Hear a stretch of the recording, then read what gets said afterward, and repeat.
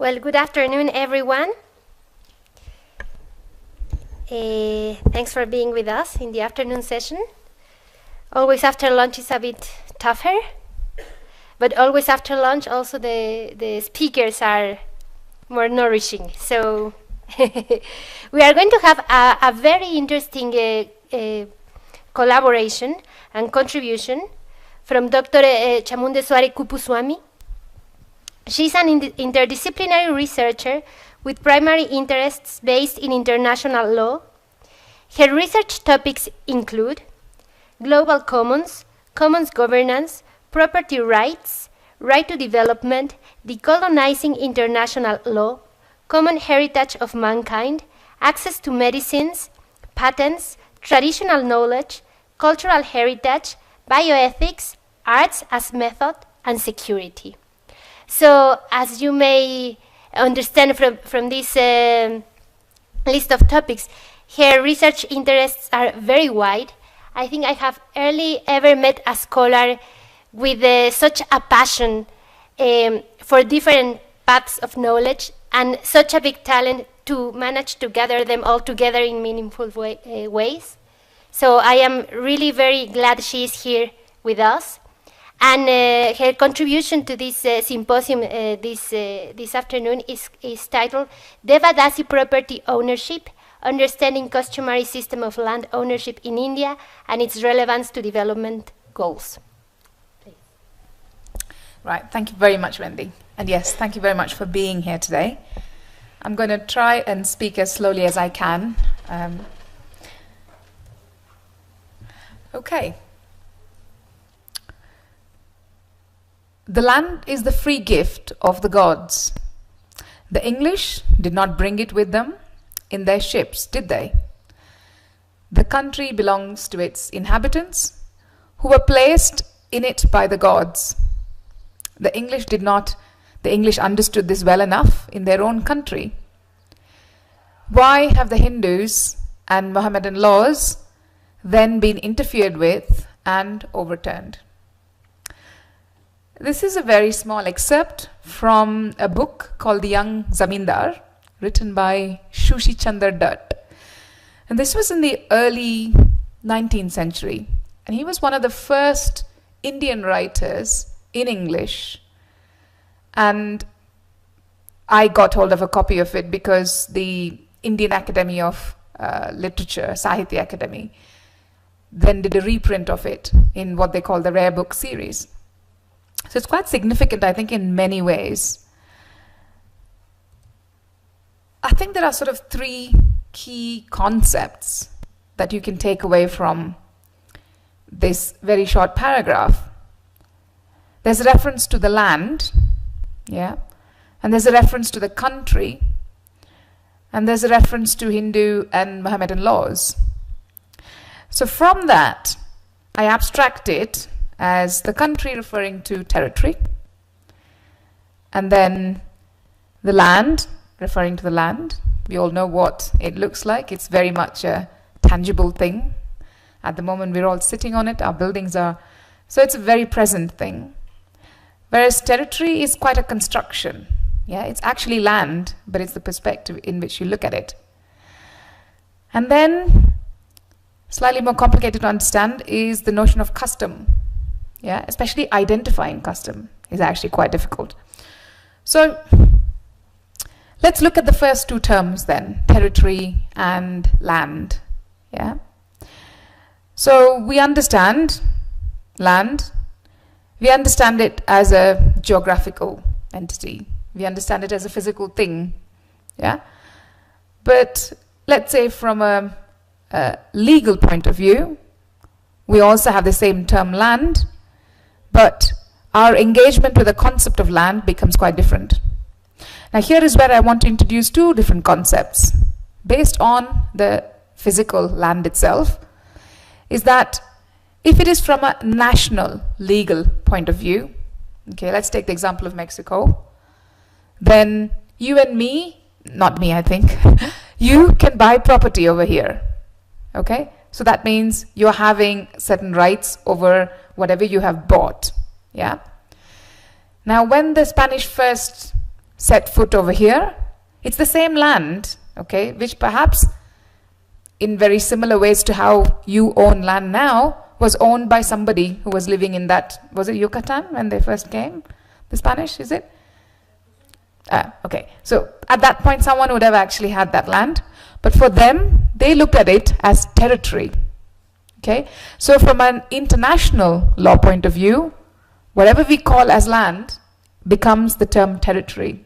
Okay, so that's something quite important and relevant in the context of how countries cooperate with each other and to what extent countries can persuade other countries to do some things on their land. And I think a very good example, since I'm in Mexico, is your wall. Okay? Another country was asking you to build a physical structure. Was it in your territory, or was it like half in US territory and half in your territory? Where exactly was the wall going to be built or proposed? Yeah? So that's quite an important thing to actually look at. Exactly whose land, where are those 2 or 3 bricks going to be laid? Which part of the border? So yeah, don't pay here before. But that's just an example of how the same physical thing in law actually has different conceptions. Now, why is it important to sort of look at land, to look at, to understand this physical entity as different concepts? It's important because the way we connect with land is very different to the way we connect with territory. So when you buy a piece of land, it's your private property and you have rights and duties over it. So you have a right, for example, to use it the way you like. You can make a house or you can grow crops in it. But you also have a responsibility to make sure that you are not building a nuclear facility or you are not bombing the whole place. There are some responsibilities that you have attached to it. But similarly, you don't have the same as far as territory is concerned, because as a private individual, land is only land to you, all right? But let's say politics then enters into the whole thing, yeah? In that case, what happens is that the meanings of these, or the concepts that get picked up, become narrow, right?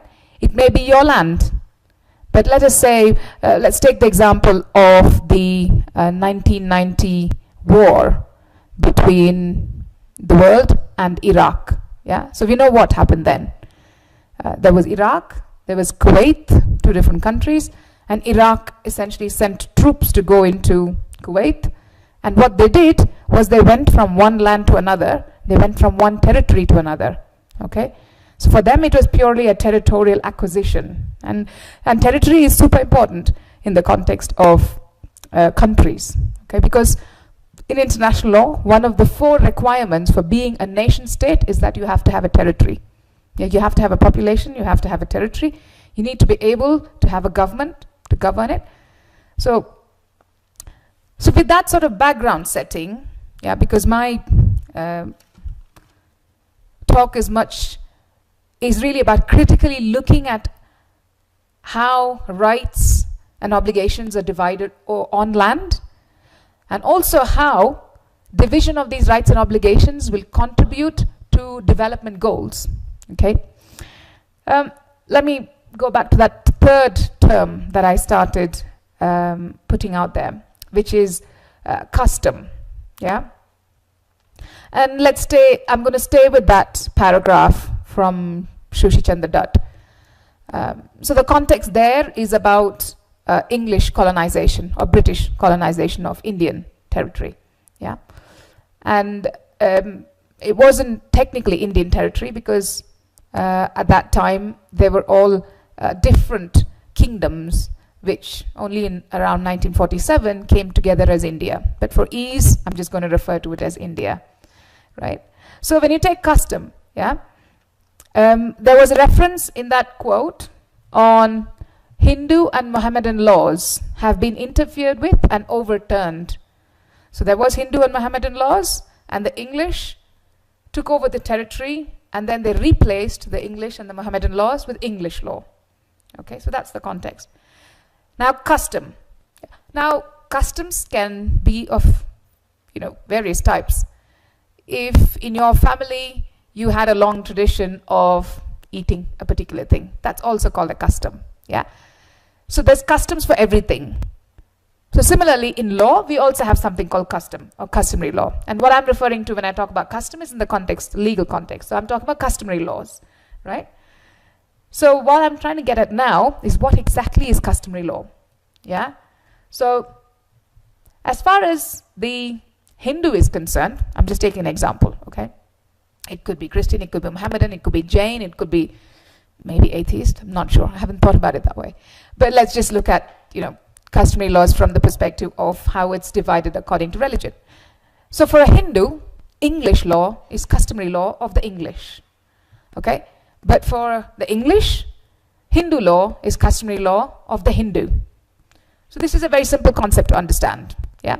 If there are this many divisions, then if you have a custom that you can identify for a particular group, then you call it the customary laws of that group. Right? But enter politics.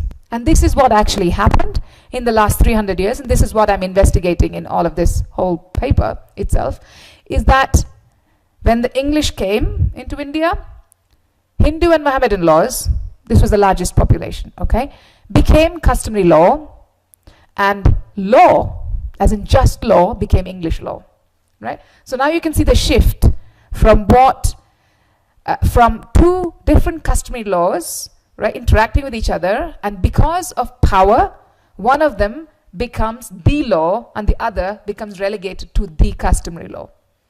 Okay? So that is sort of where we have arrived in the history of land ownership in India in the last 300, 400 years. Yeah, and I'm looking at the moment only at 300, 400 years for these current two slides because that's where we have the most history and records. Yeah, to be able to make a clear analysis and come to a clear conclusion about how customary laws have actually changed and morphed. Okay, so keep that now to one side, and I'm going to take you to the second part of my topic, which is about why am I interested, as a lawyer and as someone who is interested in looking at achievement of different human rights of peoples around the world. Why am I interested in looking at customary laws? Why do I think it's actually important? I think it's important because it's relevant to the development goals. And I'm referring to development goals broadly, but also to the development goals that have been set from 2015 onwards. So the United Nations General Assembly has a set of 17 goals called Sustainable Development Goals, or SDGs. Okay, and within the Sustainable Development Goals, one of them, Sustainable Development Goal 1, is about removing people from extreme poverty by 2030. Okay, and one way in which you can remove people from extreme poverty is to enable them to have wealth. And one of the easiest ways of doing that is to be able to get them to have land ownership. Okay. And often it happens that they might have ownership, but they might not have any rights over it. Yeah, they might just be having a house and they won't have any title, or they won't have any, they probably won't have any paper to prove that they have. So there is lots of different reasons why making sure that formal rights over land are recognized so that the Sustainable Development Goal 1 is achieved. But also that the commentators as well as statesmen and stateswomen look at land as something that's relevant for achieving of the other 16 goals as well. So for example, goal number 5 is on gender equality. And one of the most unequal areas between genders is ownership of assets, including land. Okay, and ownership can also mean access. So for example, forests, I don't own a forest, but I have a certain right to go into a forest for a certain purpose. So that is a part of an ownership right, okay? Because ownership as such is a bundle of rights. And there is a lot of literature that comes out of the Americas on, different types of ownership, right across the spectrum, from monopolistic private ownership to complete communal, communitarian, joint ownership. And by joint ownership, it could literally be groups going up to the thousands. Okay, so if you imagine pasture lands for grazing, yeah, So that's an example of joint ownership or common ownership. So I'll take you back to where I stopped on this slide, which is I talked to you about, why studying customary law is important for me for achievement of human rights, right? Now, it may be important to me, but is that in any particular way relevant to the international community? Is the international agenda in any way looking at this? Yeah. So, for example, are all the states in the United Nations General Assembly or any of the international organizations? Yeah, it could be UNESCO, it could be Food and Agriculture. So that's what is there in my last part of this slide, which is that the Food and Agriculture Organization has a committee called the Committee on World Food Security. And in 2012, they produced an international instrument. It's not a treaty yet, but it has been incorporated in various ways into national law and policy. So it's something that is used as a benchmark by many governments around the world to measure whether they are achieving development goals. So it's got quite a lot of, if you like, persuasive value, okay, even though it's not a treaty as such.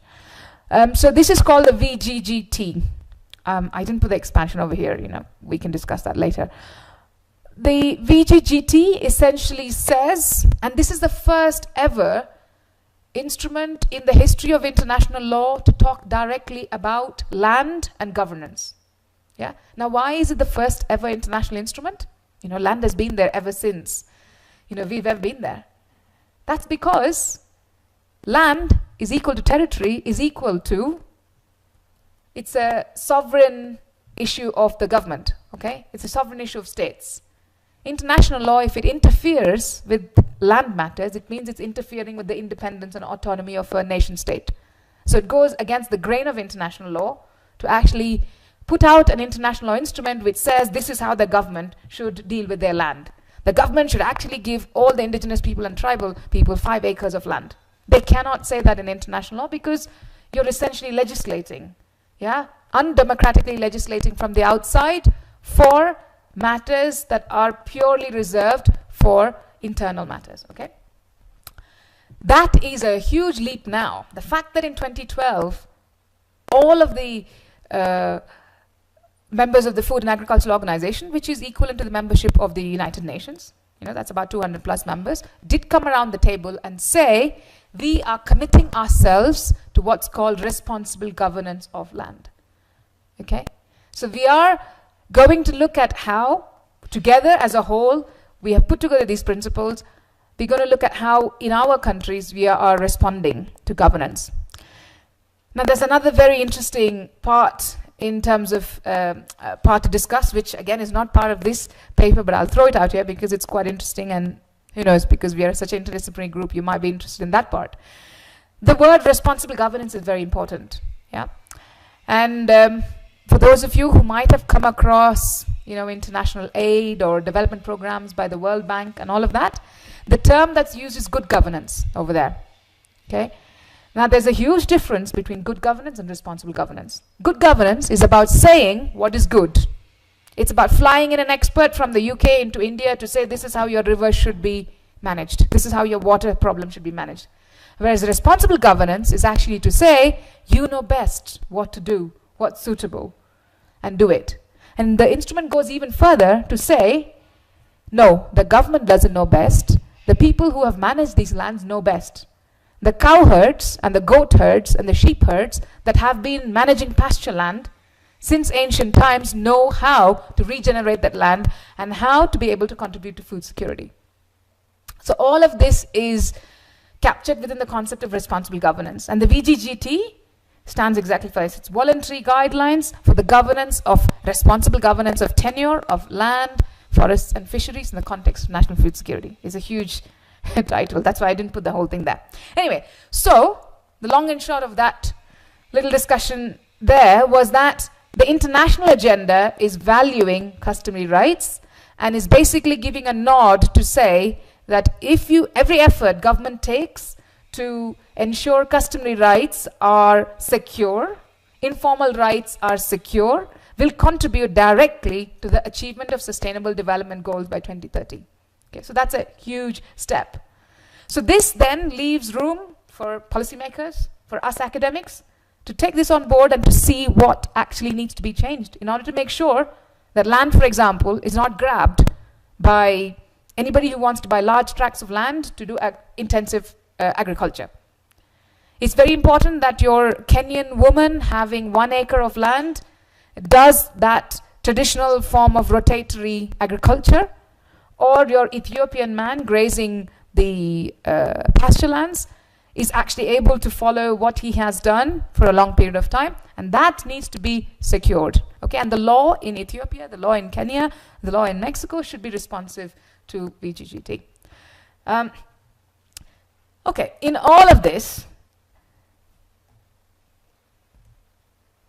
I was going to then set what is the customary central government, which is in New Delhi. We have a constitution, and then in the constitution we have an arrangement whereby there are 3 lists. One is called a union list, another is called a state list, another is called a concurrent list. And these lists are all about what laws can be made. If it says a union list, if there is a matter in the union list, let's say army, that means only the central government can make law in that area of army. State list, land is a state list matter. Only states can actually make laws relating to land. And then concurrent list, we have a small number of themes where state and central can work together to make the laws. Okay. Now, this is both an advantage from the perspective of customary law, because custom is very local. Yeah, you know the custom in your family, you know the custom in your region, you know the custom maybe not beyond that unless you study it. Okay, so it's very good for customary law that land is a state matter in the Constitution of India. Okay, and I have been studying the customary laws in the current, state of Tamil Nadu, which is a state that was formed since, independence. And before that, it was called the Madras state, which actually included parts of other states. I'll show you, I think I have a map. Ah, there we are. That red bit there at the bottom, which is the Coromandel coast, which is on the eastern side. So the western is the Malabar coast, that is Kerala and all that, and eastern is the Coromandel coast, right? So that whole thing is the current state of Tamil Nadu, right? And however, when it comes to custom, the region changes according to the time period you're looking at. So let us say that I'm looking at from 100 BC onwards, then the region will come nearly, I think about 2.5 times that red region that is marked over here now. So all of the region up to there. So generally, the area that is covered to study custom will be the whole of the peninsular India. Okay, and we're sort of talking about the 4 southern states, which often again are grouped together, and even now they actually stand up together as well. They all have different languages and they all have different cultures and everything. However, there's been a lot of give and take, obviously because of geographical proximity. Okay, in that case, I've now set up, when I talk about custom, I'm talking particularly about state, and I'm particularly talking about the arrangements for land transfer, land ownership, land sale, land use within that. So I just thought I'll briefly introduce you to what the current system, and this is a very, very basic introduction because it's a very complex and technical field, land ownership. I just have tried to give you a picture so that you can see what are the different categories of land ownership and whether in current law of Tamil Nadu there is any scope where customary rights are recognized. Then if it's recognized, we can say how well is it recognized and is it responsibly governed, and then we can, tick mark and probably give the Nobel Prize to the Chief Minister or something for having really done it well. If it's not, then we have to look at, we know it's important by now. We know it's important because I'm interested in it. We know it's important because the international community has said that it's very important. So for all reasons it's important, and if it's not actually recognized by the current law of Tamil Nadu, there's a good reason why it has to be. Okay, because it'll be good for women, it'll be good for indigenous people, it'll be good for food security, it'll be good for environment, all of those development goals that are mentioned in the 17 SDGs. Okay, so just to give you a lowdown, I do own property in Tamil Nadu, by the way. I have a title. Okay, so that means I have a document which basically says I bought it from this person, and it includes this size, it includes everything. So we're talking about a title deed. Yeah. Unfortunately, I don't speak any Spanish or read any Spanish. Otherwise, I could have found out. Maybe this is for next time. What it's actually called, equivalent over here. Then we have something called a patta. Now, a patta is a public private thing. So a patta is a certificate that you get saying that the government knows you have this land. Okay. So first is that I bought it from everything and I have the title deed. But then nobody else knows I have this unless I show them that. Okay, and if I lose this, then I actually don't have anything to prove that I have a title deed. I'll take this title deed, register it at the local collectorate, then I'll be given a registration certificate, and that's called a patta. That means the government has a record of it and anybody else can access and have a look at it. And in the wonderful 21st century under the Modi regime, it's all about digitization. So actually, if I connect to the internet now over here, I can show you my patta and my title, apparently. But the site is always down. Don't ask me why. You have the best, computer scientists in India, and they make websites for, IBM and whoever, but the government of Tamil Nadu website is down half of the time. And that's a huge problem. From a human rights lawyer perspective, it's about transparency. It's about making sure that I have access to all legal information. And that's not there. And that's quite serious, yeah? And they can't argue saying we don't have resources. You do have resources. You have electricity. You have the best, guys who work on the computer systems and design websites. So what's wrong? What's going on, okay? Anyway, what is a chitta? Chitta is, and this is quite interesting because it tells us something about monopolization. If I have more than one piece of land, yeah? I have one piece of land. That could be, let's say, land within the urban area. I could have one agricultural land. I could have one piece of land that is more for industrial use within a technology park. There are quite a few of those now. All of those collected together will be a chitta record. And this is very similar to a patta, but it's just a multiple of the patta. And it will be, and let's say I have a land in Tamil Nadu, I have land in Karnataka, then I can bring that together as well. Right? So this is all in one place, so which is, and for certain things, it's quite important to plan, in terms of how rich I am, what's my wealth. It'd be important to have something like a chitta. TSLR, this is patta, but for agricultural land. Okay, it's just exactly the same, but the land use for it is very different. Okay. Now, one of the things I'm trying to look at is the origins of these. Yeah, title deed is fine. We know what it is. The word patta, for example, it'd be quite interesting to see whether there was any customary equivalent of it at all, and whether patta in the customary sense means exactly patta like what we call it now as well. Not something I have gone into yet, but it'll be very relevant to see when the system of patta actually started, what existed before it, giving us a clue of private land ownership before the records that we have now. The next two, I've left a gap and listed to you the Purumbok land and Purumbok Meikal land. It's quite interesting, and if you have people who are interested in language and words and how they might contribute to meaning and understanding of society, I'll give you an example of this Purumbok. Okay, it's a Tamil word now, right? It's used, and in fact, it's also a swear word, and it's a derogatory word as well. But in the land context, it's not a swear word. So the word, what it means, Purumbok, basically it means public lands.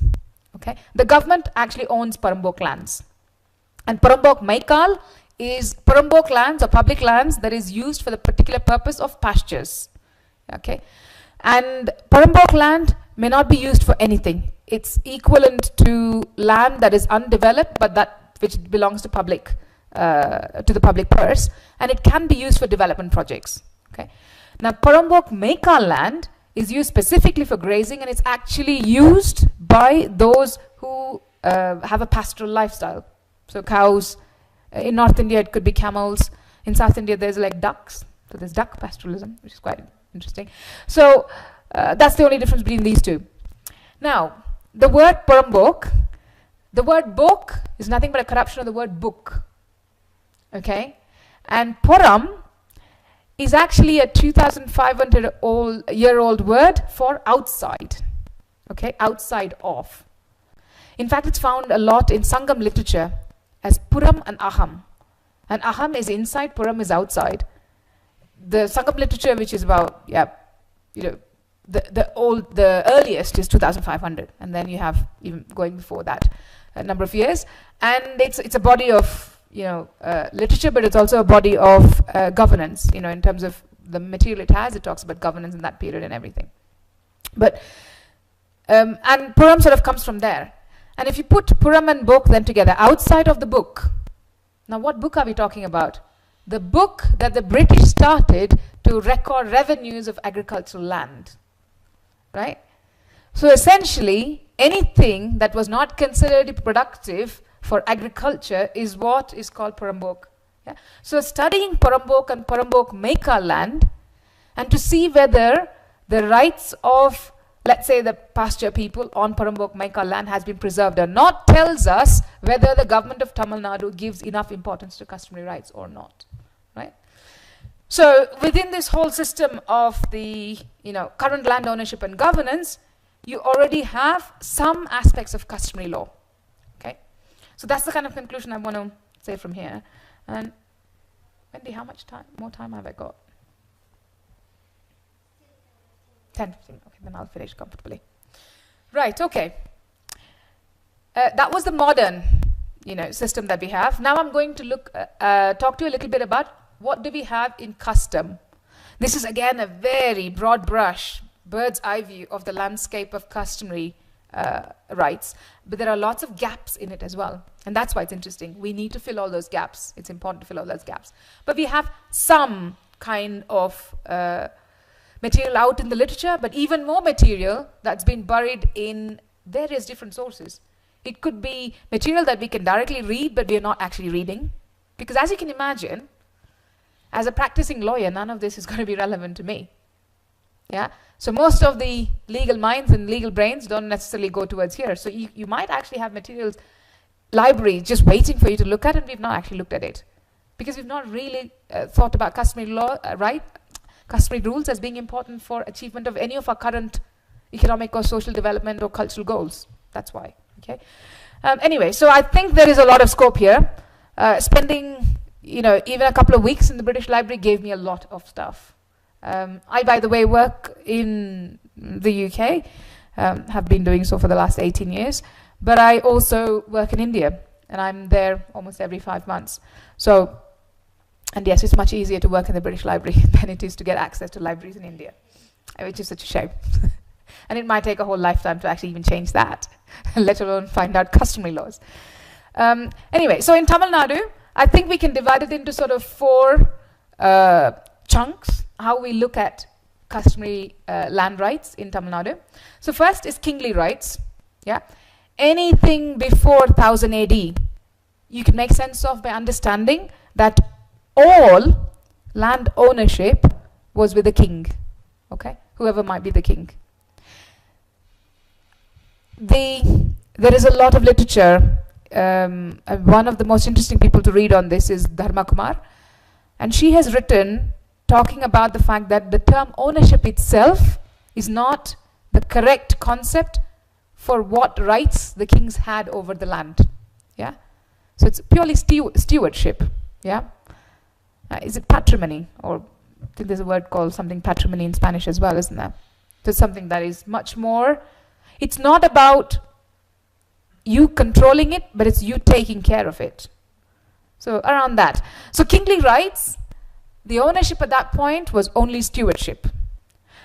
Now you can look at that in 2 ways. One is because they decided that was the best way to have it. The other is because land per se was not actually of any value, because it was there. And remember that quote that Shoshi Chandra Dutt has. He says, the country was placed, the inhabitants were placed in it by the gods. So it's just there, okay, as a default. So that's why the kings just came and they never really bothered about land per se. And if you think about the population of the, of India or the region called India about before 1000 AD, would have been very sparse. So it's not like how we have now in urban areas where we compete for land. It only becomes an asset when the competition is huge, right? When there is more demand than there is supply. So we can, was of no value, and land was therefore also available for everyone, and the kings were the stewards. Okay. Then we can, from 1000 AD onwards, these kingly rights were being shared out in some way. So, for example, the kings had many advisors and all sorts of help. They valued the help they got from the priests.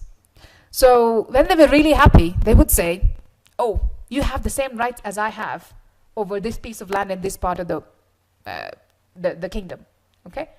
So then, the term mirasi right is a sort of a retrospective coinage of the sharing of kingly rights that came about. And I use the word mirasi right because, not because I know exactly what it means, yeah, but there are lots of different meanings to it that I have found in literature, and this is probably an umbrella term for different kinds of arrangements where people have certain rights over land. So it starts, is sort of the beginnings of your private land ownership concept.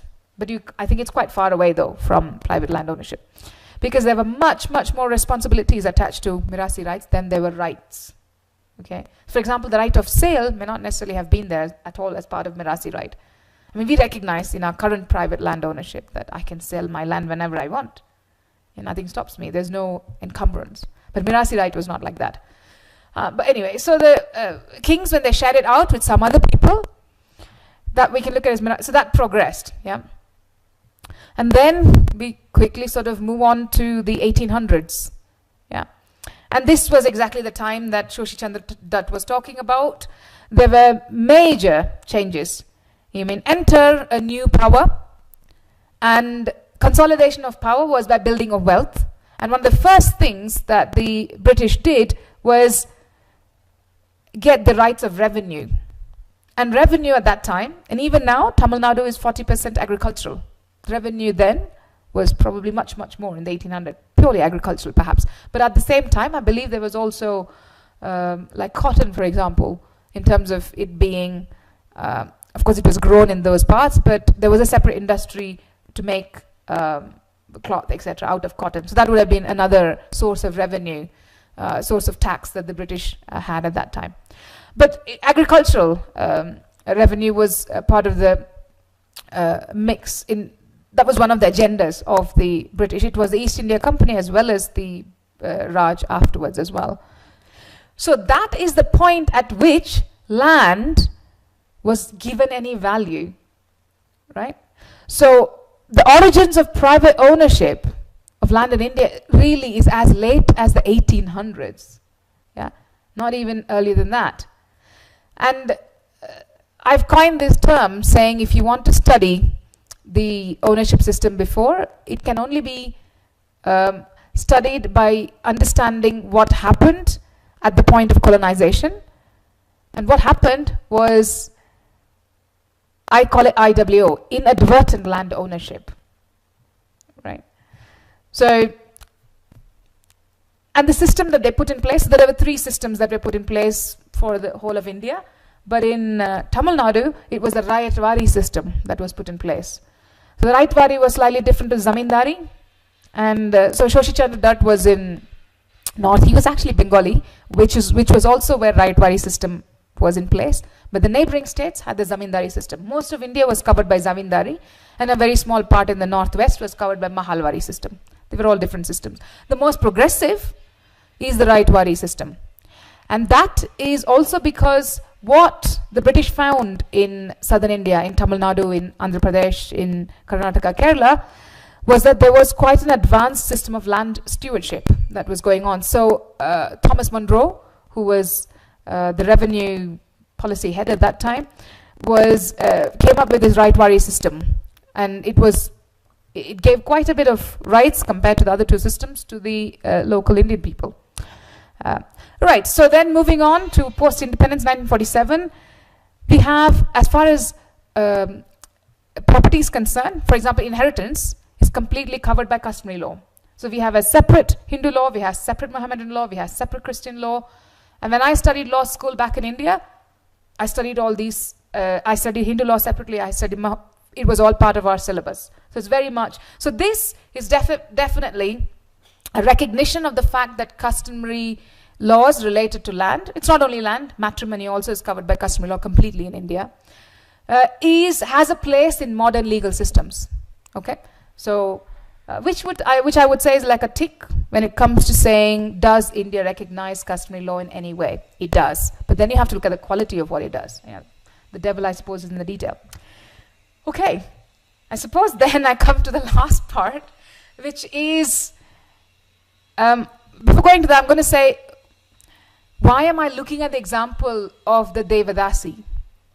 Now, has anybody heard of the word Devadasi before? You have? Okay, you have. So Devadasis are women, okay? And I'm looking at particular groups. Okay, I would like to look at many different groups, but I think looking at a group gives us the context and the meaning for, why customary law could be important. Yeah, and I've chosen Devadasi because, I outside of my legal life, I'm a dancer, and a Devadasi is a temple dancer. Okay, so I've come across it, sort of heard about it as I was growing up and everything. So I thought, well, given that we academics have such less time, we have to somehow find ways in which we cut short our identification of topics and subjects. So it just fit in very well for me, as I was reading literature on Devadasis and I was talking about ownership. So it came together, and it also happened that it was quite interesting when I presented it to some of my other law colleagues. So let's talk to you a little bit about the history of Devadasis. I'm not going to go very much into it at all. So this community of dance us into the classical period in Tamil history in South India. I'm only dealing with the Tamil and the Tamil side of it, whereas there were other parts of India who also had dancing women, very similar. They were not called Devadasis, they were called very different names. Okay, and even Devadasi is a term that was, has been coined later. In Tamil, they're called different things. So Devaraliyal is one of the words over there. So yeah, but anyway, we can, call them Devadasis. And who were they actually? When it came to 100 BC, they were all professional bards. Poetry and song was what they were into. But poetry and song, such that it was an important part of the courtly life and also the chieftain's life. So they were very close. Okay, they were actually advisors who would deal with very esoteric topics and would directly have the ear of the king or the chief. Yeah, so their position is what actually makes them quite interesting in the context of studying land ownership. Then moving on from that period, looking at perhaps the Pallava period. There's been some work done on the kind of role that the women played not only in courts and chieftains but also in an ordinary village and in the community. The word Nitya Sumangali has been coined to call them, to understand what their role was in society. Now they were involved in everything in terms of the life cycle. So if a child was born, they would be the auspicious symbol. If there was a death, they would be there, and they would be the sort of harbinger of everything good. Okay, they were also healing. So medicine was a huge part of what they actually did, because they understood because they understood a lot of thinking. So poetry is linked to sort of our emotional side. Okay, so healing and emotion was a huge part of what they were involved in. Okay, and then of course, from the mental side, they also then started understanding the physical side as well. And some of them actually are recorded as being expert doctors, almost equivalent to the court physician at that time. And there are records of conversation between the court physician and the court dancer about what they do and how they heal. And in one of them in particular, is an interesting thing about how the court dancer talks about mental health a lot. And then you see the court physician talking about the physical health. And then they're looking at how both are actually, both help each other. And I think for the court physician, it's more of a revelation as to how mental health actually affects physical health. Okay, I wouldn't be surprised that even in modern medicine, this huge division, if they bring it together, it might You know, it makes sense to bring it together. Anyway, so that was the, so they did play a role in the courts, in the chieftains, in also community as well. So they were not cut off from that.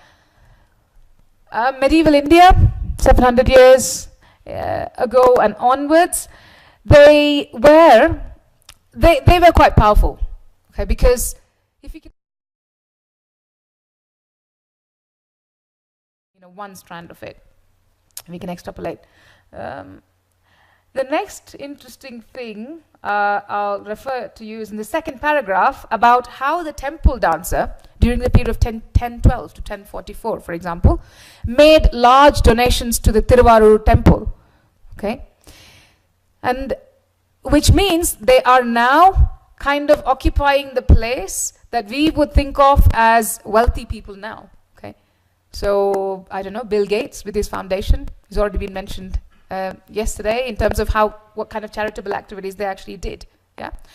So you start then 2 points from that. One is that they were very accepted in society, and I have to say that Devadasis during the British period and then even now are completely in disrepute, and the dance they did is in disrepute, and even now there are members in my family who wouldn't like me to dance the dance I do, because it's very strong connotations of a lot of different things, all right?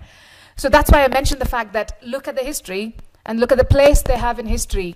They were very much integrated. It was probably the last 300 years where, you know, there was a complete paradigm shift in how they were looked at and how we look at what they stand for.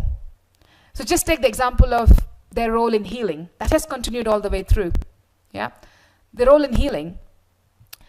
When we start looking at the growth of science, technology, and medicine, you can almost sort of, you know, see there's an inverse proportion between that and the importance of the Devadasi in a way. Yeah. Again, just another strand I'm throwing out there in terms of if we want to talk about custom and if you want to talk about allies of custom, then we also look at what's actually getting in the way of recognizing custom. That's really key. Finally, right? I think this is my... of this, and we have currently a lot of water security problems in that part of the country, and even now all of these lakes are called by that. Yeah. So in conclusion, reinstating customary rights, or filling the gaps to find out what the customary rights are, and then protecting customary rights protects basic human rights, and it helps in the fulfillment of development goals. So this is the most important message I think I'm giving through the paper. But reinstating and protecting customary rights are not easy at all. Why? Because the study of customary rights is very underdeveloped. We just don't know what they are. The study of customary rights is important. We have to find means and ways to study it, methods to study it again. Yeah? Because I read Tamil, okay, I read Sanskrit, but I don't read Tamil that's 300 years old, right? So that already is a barrier if I wanted to look at the Devadasi inscriptions in the Chola temple in Tanjavur in 1080. So we need resources, and we will only get that if we recognize that it's actually important to study it, not for custom's sake, but for the sake of development goals. Yeah. And the next thing I think is really interesting, and probably very interesting in the context of where we are now. I'm talking about a small part of Tamil Nadu sitting in Mexico. Although I think there's lots of similarities, you know, we eat chilies, you eat chilies. I don't find it anywhere else and stuff. So there must have been this kind of thing going on for a long time. But anyway, I think we need, the reason why I mentioned that is because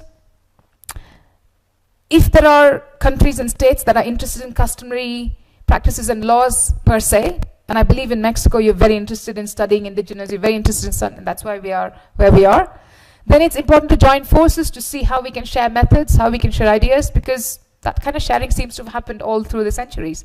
And we should do that now as well. Yeah. So we should be interdisciplinary, we should certainly be collaborative, and we shouldn't be restricted to, you know, geographical boundaries or universities probably. And probably not even to funding. Yeah, if you find someone interesting to talk to, just talk and do it, I think. And finally, on the interdisciplinary part, in the sort of journey where I am now, and what really brought me here, through Wendy of course, is that arts play a very important role in understanding custom. And I suppose many of you might be working already in this area. Oral history gives a lot of records on how land was passed on from one to the other. Song, for example. I've been looking at some of the Devadasi songs, and they actually talk about how this patron came to my house and gave me this piece of land, because it's there in that song itself, right? So, in fact, where you don't have, laws, or laws have been overridden, which is what, Dutt was talking about, there is a very clear agenda to make sure that the customary laws are not unearthed, to just say, okay, it's always been the right wari system, that's our custom.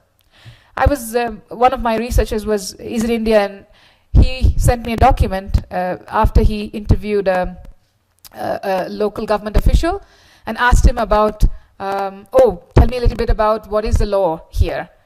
And for him, he said in ancient time, we had the right wari system. So the Indian official is talking to us about 300 years when the British came and put the right wari system in place as ancient law. So that is the level of understanding of the governance stage. So yeah, there is a lot, there's a lot of, if you like, disappearance of that. However, it's not really disappeared, it's just disappeared from the official records and the official narrative. It's available in the arts. And in countries like India, where arts are very much part of life. I mean, I started dancing when I was 3 years old, or upwards of 3 years old. I only started studying law after I was 18, right? So the kind of culture which actually embeds a lot of knowledge in its arts, we should use that, So I think arts play an important role in understanding custom. We just have to find the right method. We also have to find the right amount of time. Yeah, it might take 10 years for me to get to customary law on Mirasi right, but we need to give ourselves that time as well. Okay, I know I've said a lot of things and spoken a lot of things, but I hope parts of it have been relevant to you in some way in your thinking. So with that, I'll finish. Thanks.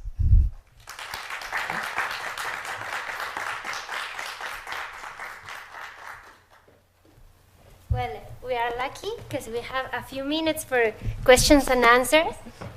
I have some, but of course I don't want to start myself. So, any comments, questions? Please. Thank you so much for your talk. I will comment that this is not my area, so I hope I'm not saying anything wrong, but do customary rights could affect women's position? Because what I find very interesting is that you mentioned the influence of the British presence in the way these different types of right to land are, these days. So my question is that, could it be that some of the characteristics in this type of land rights, instead of empowering certain sectors, could, affect them? Yeah. Thank you. Yes, you're right. The Hindu law before 2005 did not include women as equal co-partners. It actually gave 1/3 less share to women. And in 2005, it was amended to give equal shares to women. So the Hindu law before 2005 was based on customary law, and that's why you got a lesser proportion of share. Okay, so there's obviously change after 2005, and it brought about equality. So I think that's the way to go about when you find that there's change that you want. But anyway, the question is, I might want this change, but then there'll be somebody else who says, hang on, this tribe must be recognized more. So you can imagine what sort of things it will open up. This is where the VGGT is quite good, because it's based on a framework of human rights. So you can, so here is the balancing principle. You've got customary law, and if it is in conflict with these human rights, then the customary law does not trump human rights. Okay? But you have a problem still over there. Do we have a perfect system in human rights? No. Okay? Because at the moment, the human rights that are being really upheld is what we call the civil and political rights. So a right to fair trial and the right to vote is more important than the right to water, which is not recognized as a human right. Okay? So we need wisdom when we deal with this balancing. Yeah? We do need to be very careful about setting the frameworks and the boundaries for which customs we accept, but on which standards we throw out custom as well. Yeah?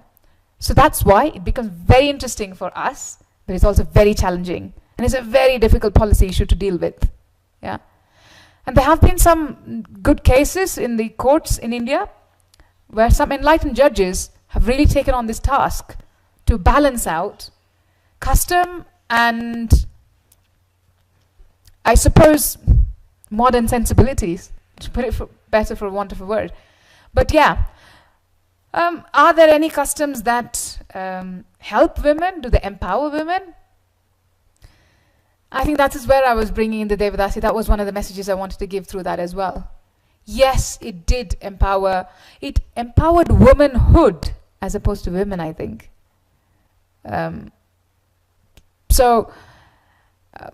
Yeah, there are empowering as well as disempowering.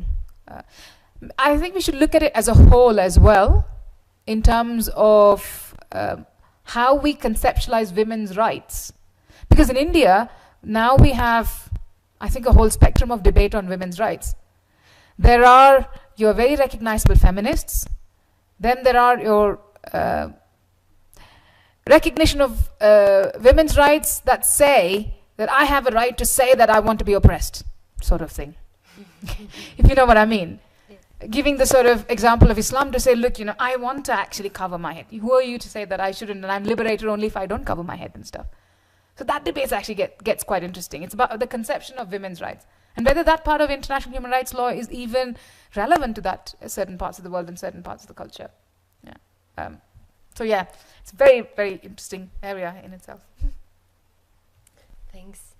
More questions, comments? Thank you very much. I think we are following somehow the same train of thought. Yeah. In Mexico, about 10 years ago, 10, 12 years ago, we had a new law saying that indigenous nations and indigenous identities were able to keep their traditions, keep their costumes, regardless what had been imposed by the Spaniards or even by us modern citizens. Yeah. And it happened that during the elections, a woman decided to become the representative of her tribe, her nation, and the nation said no, because we have no women here, women are not allowed to vote, of course they are not allowed to be voted, and no man is going to choose you as your representative. So going back to what you're talking about and what she was asking, I find a parallel between the Devadasi story and what is going on right now in Assam, for instance, like all these women, all these widows, all these being accused of witchcraft, for instance. No? You are a witch, so we burn you and we keep your land. And it's pretty much the same thing that happened to the Devadasis. Not like you are prostitutes, you shouldn't be here, get out, and I take your land. So what would happen if we recover these customary laws? Would be there any choice, any chance to reestablish the equality? That I mean, what was interesting about Devadasi in land ownership was that the main instigators of the change were the men of the Devadasi community. They said, I don't have land, you have land. And then they used the whole reform agenda to turn it around to say, can you imagine, there'll be a group of men, and the difference in the Devadasi community men and the difference from the other communities who were like, completely opposite positions. So the motivations for that actually, again, are coming in very insidious ways. But anyway, let me shift the focus from the women, women's side. Tell you why. What is the good in identifying, in reinstating customary laws? Now, my research provenance is studying commons land. In international law, I studied the moon, the underwater, the seabed, etc., which is all about commons governance. So the reason why I got attracted to studying customary law is because custom places a lot of emphasis on commons governance. So it can bring about a lot of benefit to that. But if I was a women's rights person, I would never take customary law, I suppose, because most examples I'd find are all, not good for women as such. But I also wanted to move away from that trajectory and take Devadasi women because you have an example. Their voices, it's very interesting, all the writings that have come out from Devadasis, especially in the last 100 years. So there's one lady called Nagratamar, who was, people have written about her as feminists, as a feminist, but there have been other people who have written about her as, is feminism really important in the world? Because from an Indian philosophical point of view, the soul is all, humans are all female. So anything that you have as male or female is actually feminist. And the Devadasi operates within that framework of not just the mortal, but also the immortal or the psychological or the divine or the religious or the spiritual planes. So then what is the relevance of the gender debate within custom in that context is also quite interesting. But I would say yes, studying custom or reinstating custom doesn't seem to immediately benefit women in any way. Yeah. And the argument I would again say is that custom evolves. So custom during that time was different, and now, if I have a voice, then, and I would probably say, I'm really sad that a dog doesn't have a voice. And then you're going to ask me, am I placing a dog and a woman together? But no, I'm talking about life. Yeah, so we always have exclusions. And women in that sense were excluded at one point. Women were chattel. Yeah, women were slaves. Women were not recognized in any way. So I think we have to, yes, at one level, if you're talking about customary rights and women as such, it can be detrimental. Yeah. But I do have a belief and also some writing on the fact that looking at custom as a whole to see at what time different people might benefit from it. Yeah. So the understanding of the international instrument is all mostly on commons lands. And within that, of course, gender is a big element. And because the VGGT is based on a human rights framework, implementing VGGT will make sure that it's in consonance with implementing women's rights as found in international law instruments like CEDAW, the Convention on the Elimination of Discrimination Against Women. So to that extent, we have a framework by which we can question any customary law that might get promoted or reinstated that goes against our current sensibility of women's rights. Yeah, that's our balancing framework. Any more questions? Comments? Okay, let me ask a quick one. All right. We've been talking about India as a very diverse scenario, so I want to know if there would be any difference from your point of view in the rights to land of Devadasis in Tamil Nadu or South India, in a more general concept, and other regions of India. It has to be studied in a different way, or can we apply one same thing for the whole group of Devadasis? I think it's similar. It's similar. It's quite similar. And they also were ones who moved around. They itinerant. So they did, yeah. So they did have, so they moved around, or they had musicians who moved around very much so. There's much more records of that. So in that sense, yes, you can study Tamil Devadasis, and you can take most of that learning and apply it to, let's say, Odisha, where the Jagannath Puri temple had a lot of Devadasis, but they only came a little bit later in time. That would be the difference. I mean, the Tamil Devadasi system is, I think, one of the oldest ones as well. Okay.